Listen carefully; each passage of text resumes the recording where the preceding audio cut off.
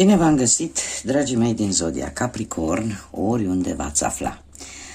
Bine ați venit tuturor, atât dragilor mei abonați, cum de asemenea poate și celor care sunteți pentru prima oară pe acest canal. Tuturor, bine ați venit pe canalul meu Tarot Flor de Loto. Eu sunt Nina și sunt gazda voastră la fiecare lectură. Trebuie să mulțumesc tuturor celor care mi-au lăsat comentarii frumoase, sugestii, like-uri, dar mai ales trebuie să vă mulțumesc pentru prezența voastră la fiecare lectură. Azi voi face o lectură generală pentru luna iulie, așa că dacă aveți soare, lună, Venus sau ascendentul în zodia Capricorn, atunci această lectură este de asemenea și pentru voi.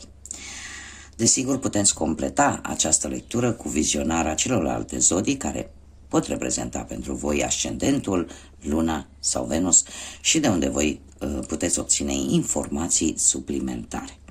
Am decis să încep această lectură cu oracolul frunzelor de ceai și aici avem luna iulie, iar eu voi scoate din acest săculeț magic. Cei care deja sunt abonați știu despre ce cărți vorbesc. Câte o carte pentru fiecare săptămână. Și avem prima săptămână,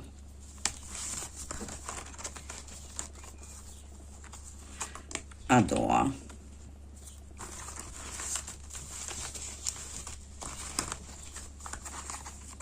a treia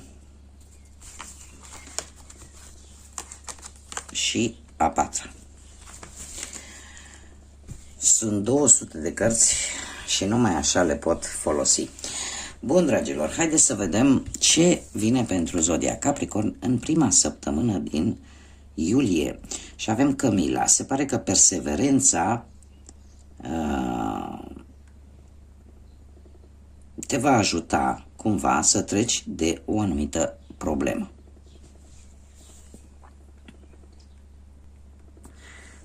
Deci, la cum sunteți voi ca și zodie, Capricornul este o zodie foarte muncitoare, foarte perseverentă și nu se lasă până nu...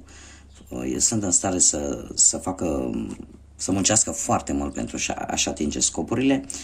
De data aceasta, în prima săptămână a lunii iulie, tocmai această perseverență a ta te va ajuta să treci peste anumite probleme.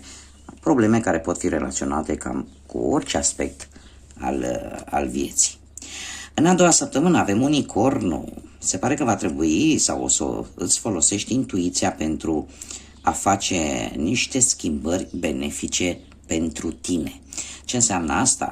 Înseamnă că probabil intuiția este subconștientul nostru, acea voce interioară care de multe ori nu ne îndeamnă să nu facem un lucru poate negativ sau din contră te îndeamnă poate să-ți asumi un anumit risc, tocmai pentru că ceva în interiorul tău spune că acel risc merită să-l faci. Deci, în a doua săptămână din iulie, cumva, intuiția va fi foarte utilă pentru tine pentru a face aceste schimbări benefice. În a treia săptămână avem Evantaiul, care ne vorbește de romantism, de celebrare și de petrecere. Ori veți fi invitați poate la o petrecere sau la o celebrare sau pur și simplu veți trăi o perioadă de romantism. În pereche sau nu. În a patra săptămână avem Coșul. Recunoaștere și recompensă după merit. Nici nu putea să fie altfel. Dragilor din Capricorn, nu se putea altfel. La cât munciți și la cât efort depuneți ca să obțineți ceea ce vă doriți, nu se putea. Deci undeva la sfârșitul lunii, în ultima săptămână din iulie, veți primi ori vreo recunoaștere, vreo diplomă, vreun premiu sau pur și simplu o recompensă pe care voi o meritați din plin. Haideți să vedem ce ne spune și tarotul, ce energii, ce mesaje, ce sfaturi vin pentru zodia Capricorn în luna iulie.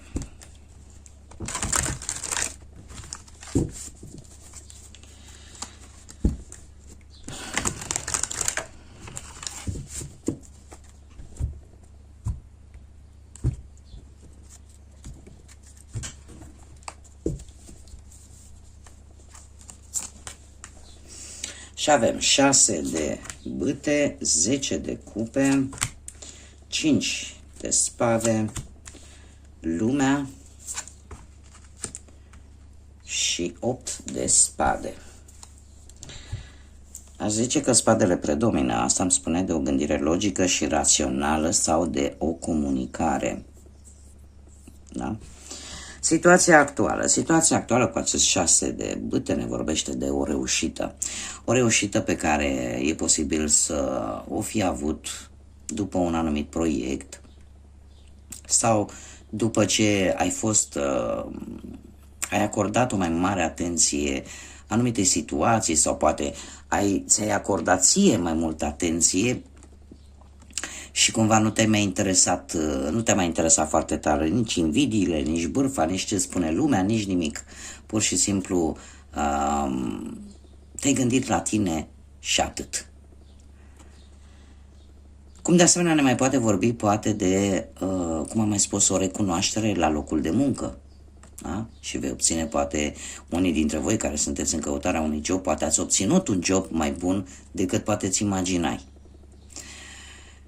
Cum de asemenea ne mai poate vorbi de o nuntă, poate chiar o nuntă, da? Sau pur și simplu o celebrare care, din câte vedem, apare și în cărțile de oracol. Pe partea asta profesională a muncii, de-a lungul lunii iulie, avem un 10 de cupe. Un 10 de cupe care ne vorbește despre ceva important la locul de muncă. Sunteți foarte importanți, aș zice eu, acolo unde lucrați. Șeful, colegii cumva au încredere în voi și v-ați câștigat, ca să zic așa, respectul, v-ați câștigat această valoare, care se pare că persistă și în luna iulie. Dacă sunteți în căutarea unui loc de muncă, curând veți găsi un job, un post destul de satisfăcător pentru voi. Deci sunt mari șanse să se întâmple acest lucru. Cert este că ne vorbește de realizare și de lucruri bune pe plan profesional. Pe partea asta a bănuților, pe partea banilor avem un 5 de spade. Un 5 de spade. Totuși ar trebui să nu fii chiar mână largă în această lună, să nu cheltui pe lucruri care nu prea sunt de folos. Și, nu știu, poate unii dintre voi vor trebui să vândă ceva ce nu mai folosiți. Dacă chiar aveți, poate se întâmplă, să aveți nevoie urgent de o anumită cantitate de bani, poate ar fi mai indicat să vindeți ceva care oricum nu mai vă este de folos. Dar, în general, vi se cere atenție la cheltuieli. Eu, cinstită să fiu, nu știu de ce, nu prea vă văd chiar așa să aruncați cu bani în stânga și în dreapta, chiar pe nimicuri. Da? Dar pentru cei care mai au acest obicei, din păcate, luna asta trebuie să fiți un pic așa mai atenți la ce cheltuiți. Pe partea dragostei avem lumea. Lumea care ne vorbește de o nuntă sau de venirea pe lumea unui copil sau de o logodnă sau pur și simplu te simți iubit și protejat sau te simți iubită și protejată. Lumea ne vorbește despre regenerare, ne vorbește despre închidere de capitole, închideri de etape din viața voastră sentimentală pentru unii dintre voi. Cum de asemenea ne mai poate vorbi, mai ales pentru cei singuri, de cineva care va avea un rol important în viața ta. Posibil să fie poate dintr-o altă țară, dintr-o altă zonă geografică sau poate că vei lua decizia de a te muta în alt loc tocmai pentru a sta cu cineva care pe tine te interesează. Cumva voi nu prea sunteți foarte dispuși la schimbări mari. Dar asta nu înseamnă că dacă considerați că se merită, atunci o faceți. Tocmai de aceea, pentru că lumea în general ne vorbește și despre călătorii. Și călătorii pe distanțe destul de lungi. Așa că e posibil să apară și o călătorie la distanță, poate pentru a cunoaște pe cineva sau poate pentru a ajunge la perechea ta sau pur și simplu distanța care poate exista între voi și perechea voastră cumva să-și găsească o rezolvare într-un fel sau altul. Pe partea asta a sfatului, sfatul cărților, avem un 8 de spade. 8-ul de spade este cartea care ne vorbește foarte mult de logică. După cum am spus și la început, predomină săbiile, iar asta îmi vorbește de rațiune. Iar acest 8 de spade vine cu un mesaj foarte clar. Și anume că dacă voi căutați o ieșire dintr-o anumită situație, ieșirea există, chiar dacă voi nu o vedeți. Singurul lucru care vă sfătuiește să-l faceți, această carte, este acela de a gândi rațional, de a nu gândi cu sufletul, cu emoția, cu inima, de a gândi rațional și de a nu vă face tot felul de scenarii, da, în căpușorul vostru acolo, pentru că aceste scenarii pe care voi vi le faceți, e posibil să nu aibă nimic de văzut cu realitatea. Tocmai de aceea ți se cere să gândești real, să vezi realitatea fix așa cum este ea. Cumva, de-a lungul lunii iulie, dacă ai de luat anumite decizii, încearcă să le iei cu mintea, dar să fie o decizie foarte clară, transparentă. Da? Nu ești prins în absolut nimic, nu ești blocat. Singurul blocaj pe care îl poți avea este cel făcut de tine. Da? E posibil, poate, nu știu, unii dintre voi să suporte o anumită situație, un anumit comportament al cuiva.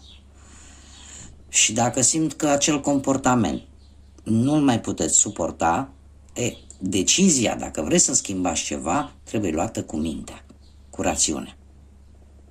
Nu trebuie să fie o decizie de moment, de impuls. Trebuie să fie o decizie logică și rațională. Mergem mai departe și haideți să vedem ce număr angelic am pentru voi, dragilor, pentru această lună. Un număr angelic pentru Capricorn, te rog. Și avem numărul 22, este un număr maestru și îmi vorbește de a lidera, de potențial. Iar ce veți face în această lună va fi pe o perioadă lungă de timp. Acum, acest număr maestru, ce mesaj are?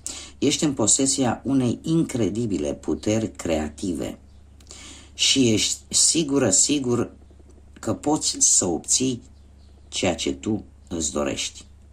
Sunt aliniat. Mai mult sau mai puțin, această carte ne spune că tocmai această perseverență, această ambiție pe care voi o aveți în a avea poate stabilitate economică, în a avea grijă poate de persoanele dragi pe care le aveți în viața voastră, de fapt asta este puterea voastră. Și asta vă face să mergeți înainte. Cumva trebuie să nu pierdeți această putere. Cum de asemenea, 22 poate reprezenta data de 22 a acestei luni sau data de 4 iulie, iară e posibil să aibă oarece importanță pentru unii dintre voi. Cum de asemenea ne mai poate vorbi de persoanele, unii dintre voi care sunteți născuți într-o dată de 22, nu contează din ce lună, da? Dar să fie într-o dată de 22. Acum mergem mai departe și haideți să vedem inițiale de nume, prenume, porecle, pseudonim de persoane cu care voi puteți interacționa sau care pot ajunge în viața voastră. Să vedem. Inițiala numelui este prima literă a unui nume, da? Pentru cei care Am mai primit mesaje că nu au înțeles. Bun. Și avem litera Q, litera C, litera D, litera G de la George, litera K de la kilogram și litera E. Poate mulți dintre voi se vor întreba cine are nume cu litera Q. Eu aceste lecturi le fac pentru absolut toată lumea care vrea să mă urmărească. Așa că litera Q poate fi foarte bine, se poate potrivi, nu știu, pentru cineva care poate locuiește într-o altă țară, vorbește o altă limbă și care în limba sa există nume cu această inițială. Bun, dragilor, aceasta a fost lectura pentru voi. Eu vă mulțumesc pentru atenție, vă doresc să aveți un iulie liniștit, minunat, plin de voie bună și de liniște sufletească, multă energie pozitivă. Nu uitați, abonați-vă dacă nu ați făcut-o deja, lăsați un like, un comentariu, iar până data viitoare când ne vom revedea, să fiți iubiți, dragilor.